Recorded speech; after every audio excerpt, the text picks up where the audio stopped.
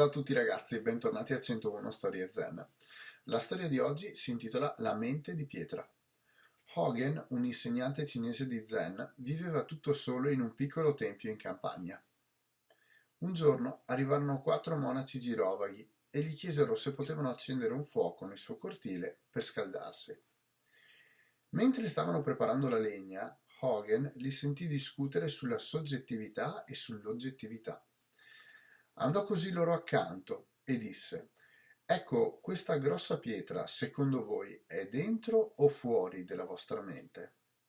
Uno dei monaci rispose: Dal punto di vista del buddismo, tutto è un'oggettivazione della mente, perciò direi che la pietra è nella mia mente. Devi sentirti la testa molto molto pesante, osservò Hogan, se te ne vai in giro portandoti nella mente una pietra come questa. Ecco, la storia parla di quelli che sono i preconcetti, nel senso di come spesso cercando qualcosa, come può essere l'illuminazione zen, delle riflessioni, eccetera, continuiamo ad utilizzare dei sistemi che probabilmente non ci porteranno verso questa meta, ovvero se devo fare lo scienziato è probabile che debba usare la scienza, però in un certo senso è difficile che appoggiandomi a conoscenze già precostituite io riesca a ricavare dei nuovi dati, se ancora non sono riuscito a farlo. È un po' come scoprire una nuova formula matematica, come scoprire un nuovo teorema, un nuovo principio che muove le cose, che però qualcuno non ha ereditato da delle conoscenze precedenti. È una sorta di momento in cui si scatena questa piccola deduzione o intuizione e ecco che riesco a trovare una nuova formula, un nuovo aspetto, un nuovo approccio. Ecco, questa secondo me è la chiave di questa storia, cioè non dobbiamo fossilizzare la nostra conoscenza in dei preconcetti. Dobbiamo piuttosto tenere la mente vuota, libera di accogliere questi concetti, perché una mente troppo radicata in certi settori non vedrà al di là di questi settori. Penso ad esempio a chi pratica una sola arte marziale, vedrà solo quella e solo l'efficacia in quella.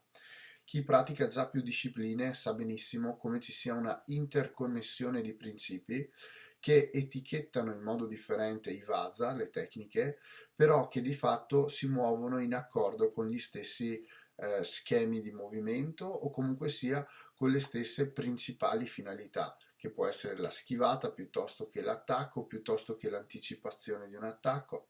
Ecco, diciamo che appunto chi fa un'unica cosa probabilmente è gran maestro della sua arte, però difficilmente si concilia con le altre arti. Invece chi pratica più arti ha il problema opposto, quello di riuscire a costruirsi in modo molto concreto in ognuna di queste e serve veramente moltissimo tempo. Ecco, il vantaggio di questa storia però è abbastanza lampante, nel senso che ci dice subito qual è lo schema da seguire. Se ti senti la testa molto pesante, probabilmente è perché vai ancora in giro con i tuoi preconcetti. Quindi, secondo me, la storia vuole insegnarci, uno, a cercare le risposte in modi differenti. Quindi, sono un monaco buddista, certo, seguirò la religione buddista e cercherò di trovare l'illuminazione secondo quei principi. Sicuramente va bene, ok? Quello che però fa vedere questo monaco zen di campagna è che si può altrettanto trovare lo zen in cose semplici e anche da soli, in solitaria, come fa lui, andando a vivere in campagna in un piccolo tempio. Ecco, questi aspetti sono modi di probabilmente interrogarsi e ricercare quella che potremmo etichettare come verità in modi diversi. Quindi sappiate che la via, il do, il cammino che vi dico sempre qui in questa immagine, è fatto non a misura di tutti e per tutti uguale. Ognuno avrà le sue difficoltà e la sua ricerca da fare, ma proprio a livello personale. Quindi attenti a non pensare che la strada di uno sia la strada per tutti, primo. Secondo, Non cercate in questa strada sempre delle indicazioni certe, ci saranno dei momenti in cui dovrete fare il passo, ritornare sulla vostra strada, tornare indietro, ripartire, alcuni cambieranno direzione, è normale e fa parte di quello che è il do.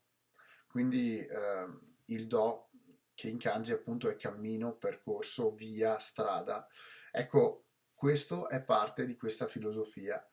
Il fatto anche di sì andare sempre avanti, che tante volte può anche essere fare un passo indietro e poi cambiare direzione, ma non fermarsi mai, quindi andare avanti in quel senso.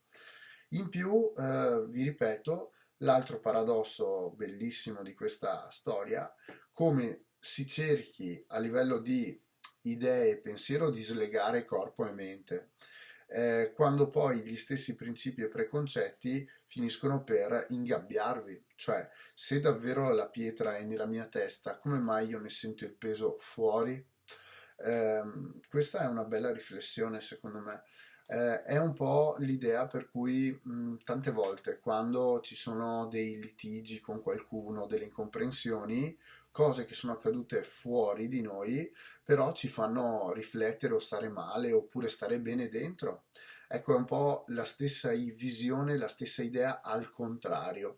Quindi come penso a delle cose che pesano nella mia testa, riesco anche a portarne di fuori di pesanti, quindi a essere uno strumento positivo di creazione della felicità, di creazione di buoni principi, di buoni sentimenti e di azioni positive. Vedetela anche al contrario questa storia, perché è un insegnamento ancora più aperto, ancora più grande secondo me. Va bene, detto questo, ci vediamo alla prossima storia zen. Ciao!